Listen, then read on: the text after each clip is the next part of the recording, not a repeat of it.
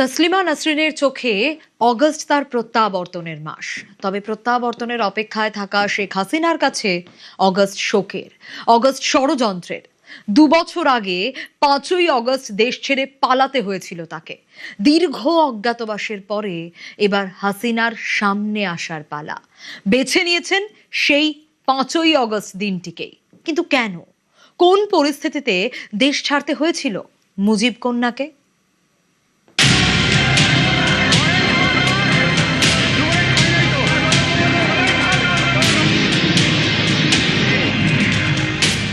বছর আগের 1 অগস্টে গোটা পরিবারকে হারিয়েছিলেন, আর 1 অগস্টে তিনি দেশ হারালেন।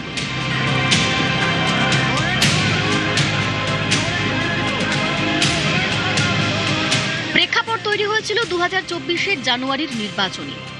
বিতর্কে মোড়া ভোটে জিতে বাংলাদেশের ক্ষমতা ধরে রাখেন শেখ হাসিনা। বহাল রাখেন মুক্তিযোদ্ধাদের পরিবারের জন্য সরকারি চাকরিতে 30% সংরক্ষণ। তারই বিরোধিতায় শুরু হয় বৈষম্য বিরোধী ছাত্র আন্দোলন। রাজধানী ঢাকাতে আন্দোলনের ঢেউ, ক্ষোভের স্ফুলিঙ্গ বদলায় দাবানলে। তরুণ আন্দোলনকারীদের রাজাকারের নাতি বলে কটাক্ষ করেছিলেন হাসিনা। হাসিনার মন্তব্য ক্ষোভের আগুনে ঘি ঢালে।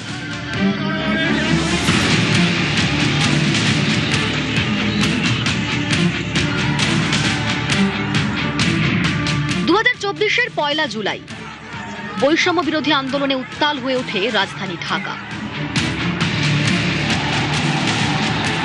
জুলাইয়ের মাঝামাঝি পৌঁছে আন্দোলন হয়ে ওঠে রক্তক্ষয়ী। আন্দোলনকারীদের সঙ্গে বাংলাদেশ পুলিশ ও নিরাপত্তা বাহিনীর দফায় দফায় সংঘর্ষ, প্রাণহানি, রক্তপাত, গ্রেফতারি, হাহাকার।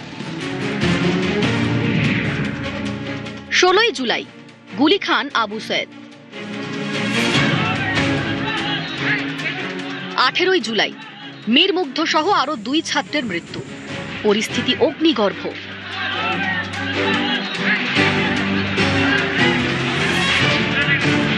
বাঁধ ভেঙে যায় 4 অগস্ট। আন্দোলন এবার অসহযোগের।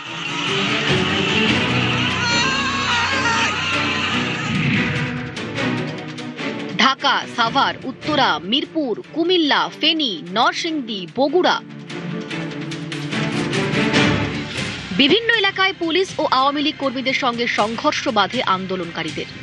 একাধিক মৃত্যুর অভিযোগ ওঠে। ওই সন্ধে নিরাপত্তা বাহিনীকে কঠোর হাতে আন্দোলন মোকাবিলার নির্দেশ দেন শেখ হাসিনা। আন্দোলনকারীরাও ঠিক করে মার্চ টু ঢাকা কর্মসূচি হবে পরদিনই। ততদিনে সংরক্ষণ বিরোধিতা বদলে গিয়েছে হাসিনা বিরোধিতায়। 2024-এর 5ই অগস্ট ভোর থেকে ঢাকার রাস্তায় জনসমুদ্র। অভিমুখ গণভবন, হাসিনার বাসভবন।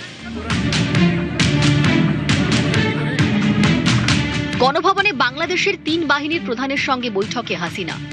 ইস্তফার কথা উঠতেই না রাজি হচ্ছিলেন না মুজিব কন্যা। কিন্তু উপায় নেই। হাসিনাকে বোঝালেন তার বোন, ছেলে। গোয়েন্দা রিপোর্ট পৌঁছল মাত্র 45 মিনিট সময়ে জনসমুদ্র আছড়ে পড়বে গণভবনে।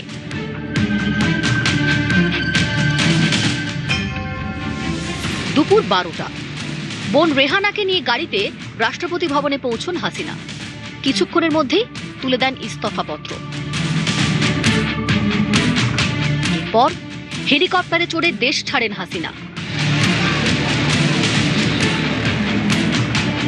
হাসিনাকে উচ্ছেদ, মুজিবের মূর্তিতে হাতুড়ি।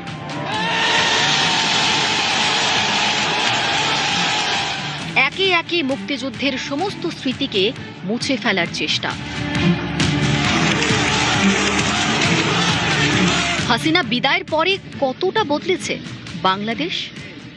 ছাত্র আন্দোলন বাংলাদেশের 24-এ আমাদের বোকা বানিয়েছিল। কারণ আমরা ভেবেছিলাম সত্যিকার সব ছাত্ররা এসেছে, তারা কোটা উঠিয়ে দিতে চাইছে। শেখ হাসিনা তখন বলেছিলেন ঠিক আছে, ওটা সংশোধন করে দিচ্ছি। কিন্তু শেষ পর্যন্ত সরকার পতনের আন্দোলনে গেছে এবং সরকার পতন হয়েছে, এবং আমরা টের পেয়েছি, দেখেছি, প্রমাণ পেয়েছি যে আসলে এই আন্দোলনের পেছনে জিহাদিরা ছিল এবং জিহাদিরাই পরে দখল করেছে দেশ। তো পরিণতিটা ভালো হয়নি। নিউজ 18 বাংলা।